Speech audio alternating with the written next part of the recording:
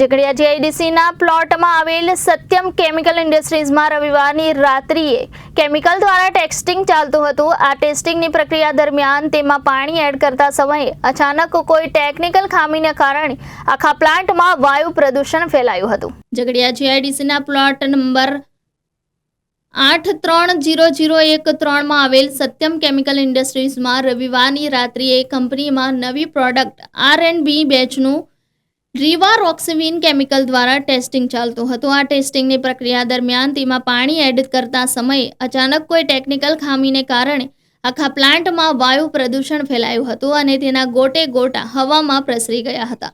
આ વાયુ એટલી હદે કંપનીમાંથી વછોટ્યો હતો કે પ્રદૂષણ કંપનીની બાજુમાં આવેલા દહેઢેડા ગામમાં પણ જોતજોતામાં પ્રસરી જતા કેટલાક ગ્રામજનોને ઉધરસની સમસ્યા સર્જાઈ હતી, જેના કારણે કંપનીમાં દહેઢેડા ગામમાં અફરાતફરીનો માહોલ સર્જાયો હતો। આ બાબતની જાણ દહેઢેડા ગામના આગેવાન જયેશભાઈ દ્વારા ઝઘડિયા ઇન્ડસ્ટ્રીઝના એસોસિએશનના એન્વાયરમેન્ટ મોનિટરિંગ ટીમને કરવામાં આવતા મોનિટરિંગ ટીમ પણ ઘટના સ્થળે પહોંચી હતી। ઘટનાના બીજા દિવસે પિરામણ ગામના એક જાગૃત આગેવાન દ્વારા ગુજરાત પોલ્યુશન કંટ્રોલ બોર્ડને આ બાબતે જાણ કરવામાં આવી હતી, પરંતુ જીપીસીબી દ્વારા કોઈ પગલાં ઘટનાના બીજા દિવસે લેવામાં આવ્યા ન હતા। પરંતુ મંગળવારે અખબારોમાં આ બાબતના અહેવાલ પ્રસિદ્ધ થતાં જીપીસીબી સફાળી જાગી હતી અને સત્યમ કેમિકલ ઇન્ડસ્ટ્રીઝ કંપનીમાં તેની ટીમ મોકલી હતી।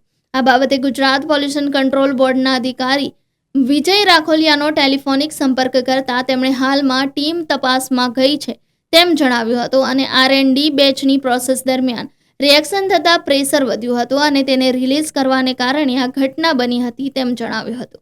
વધુમાં તેમણે જણાવ્યું હતું કે જીપીસીબી દ્વારા સત્યમ કેમિકલ્સને સ્થળ ઉપર નોટિસ પાઠવી છે અને આ બનેલી ઘટના બાબતે કંપની પાસે ખુલાસો માંગ્યો છે અને હવે પછી ભવિષ્યમાં આવી ઘટના ન બને તે માટે પગલાં ભરવા નોટિસમાં જણાવ્યું હતું। રિપોર્ટર વિશાલ પુરોહિત, જનાદેશ ન્યૂઝ, ઝઘડિયા।